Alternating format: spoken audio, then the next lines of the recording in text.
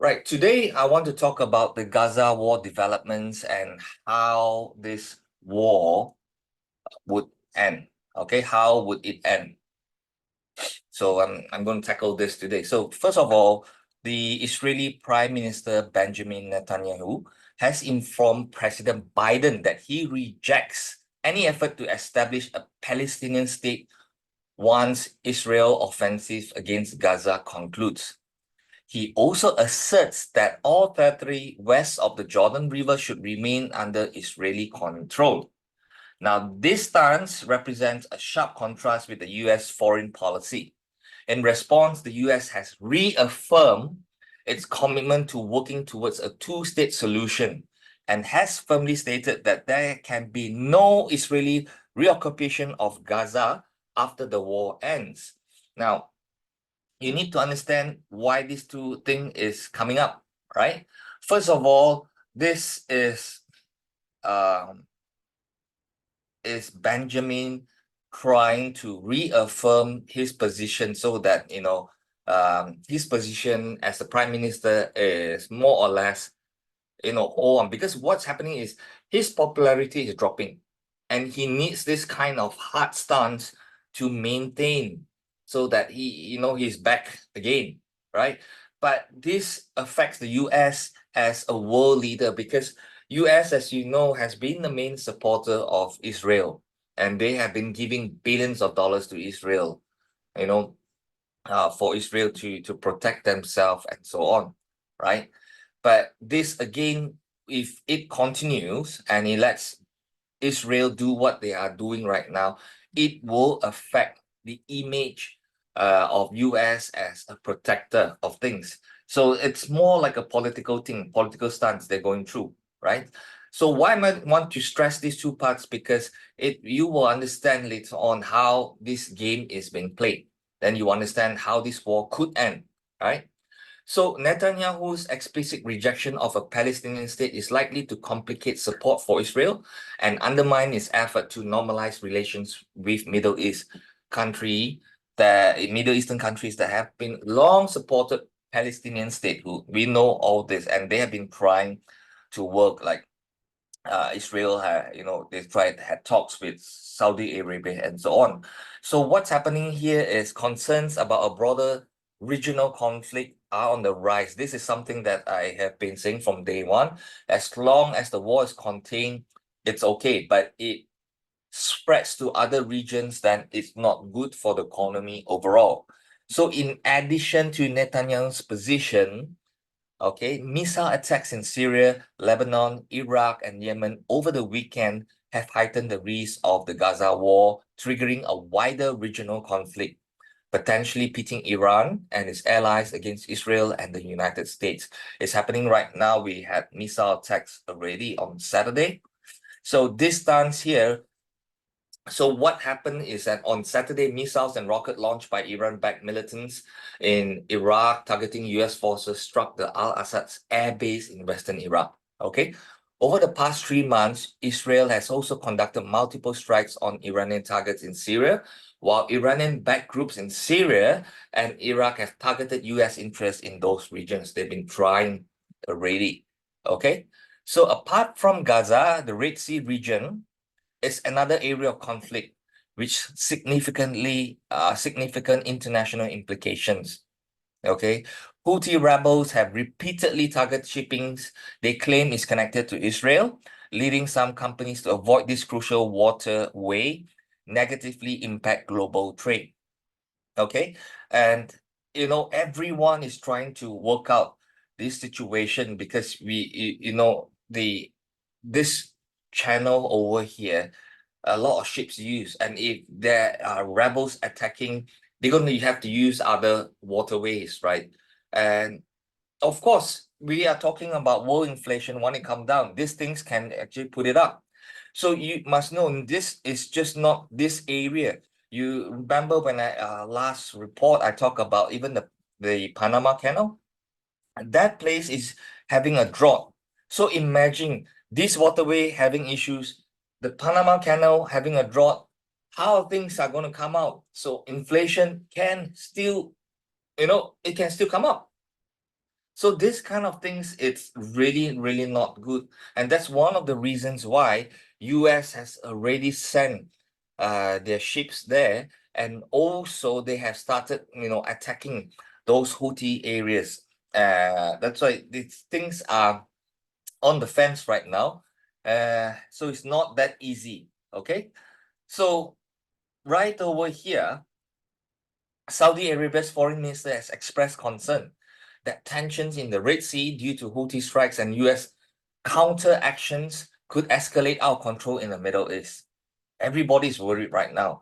And to top that, Iran's President Ibrahim Raisi has vowed to punish Israel for its strikes in Syria, calling it crimes that would not go unanswered, according to a statement on Iran state broadcast IRIB, right? So what happened next was that Iranian Revolutionary Guard launched a barrage of ballistic missiles at what Iran described as an Israeli espionage center. These assaults marked the first direct military action by Iran since the outbreak of the war with Israel triggered by Hamas on October 7, sending shockwaves across the Middle East, right? Now, the intention behind Iran's action is clear: to demonstrate its resolve if Israel continues its offensive in Gaza and surrounding areas. This is very, very clear already, right? So I would call this problems of a deeper level right now. We need to look deeper to see and understand what's really, really, truly happening right over here. Now, the ongoing issues between Israel and Palestine are primarily political in nature, and military force alone cannot resolve them. You really have to understand the historical part of it. Then you can understand why this thing is happening. It's politics. Okay? The construction and expansion of a Jewish state in the predominantly Arab Muslim Middle East faced significant opposition. We all know this already. While peace is essential for recognition of a Jewish state, right? Zionist leader Vladimir Jabotinsky acknowledged in 1923 itself, long time ago, they already know this already, that it was nearly impossible to transform Palestine from an Arab majority country into a Jewish majority one through voluntary agreement. Now, this is the point over here. The key point: voluntary agreement. It is basically nearly impossible. I don't want to say impossible, but nearly impossible. So at the end of the day, what can happen? Achieving their goals would require the use of force to ensure survival and convince neighboring countries of the permanence of the Jewish state. However, there's a paradox here.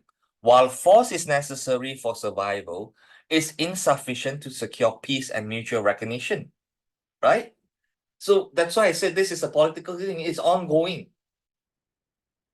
So at the end of the day, it sums up like this to this question: the war could only end if.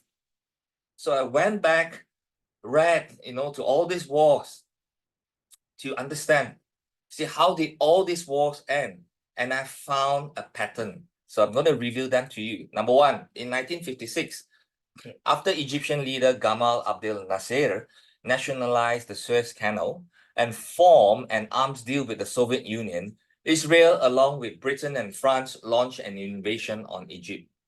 They occupied the Sinai Peninsula and the Gaza Strip, right? Israel withdrew from these territories only when President Dwight Eisenhower threatened severe consequences if they did not comply, okay? So that's clear. Then 1967, Israel faced threats of attack from Syria and Jordan.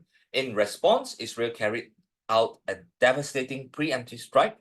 Although the United Nations Security Council ordered a ceasefire, Israel continued fighting until the US and the UN exerted pressure on Prime Minister Levi Eshkol, leading to an abrupt ceasefire, right? So UN alone is not enough. You need one more party, one more power, superpower. Then in October 1973, Egypt and Syria launched a surprise assault on Israel positions in the Sinai and Golan Heights. Israel forces gradually gained the upper hand and initiated a campaign to isolate and defeat the Egyptian Third Army. They stopped these offensives only when the US, in a tense standoff with the Soviet Union, firmly opposed its continuation. I think by now you know how could this war end already, right?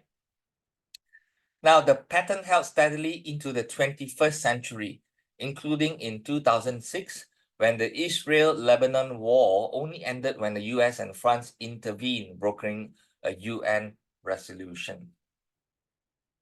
So, as such, I think it's simple. The war in Gaza is likely to persist until President Biden perceives the risk and human cost of allowing Israel military campaign to continue is detrimental to the US and brings negative domestic political consequences as well. Only then may this war come to an end, unfortunately. Okay, so it's very clear-cut over here. It needs the intervention of US. And as long as President Biden is not hurt politically, US is not hurt economically, this war is going to continue. Okay? So at the end of the day, like I mentioned, gold will continue to stay at elevated levels. Probably you're going to see the new high again. Okay? You're going to see the new high until signs of war ending is near. Not probably. You're going to see a new high until the signs of war is ending. As simple as that. And that ends the fundamental report for today.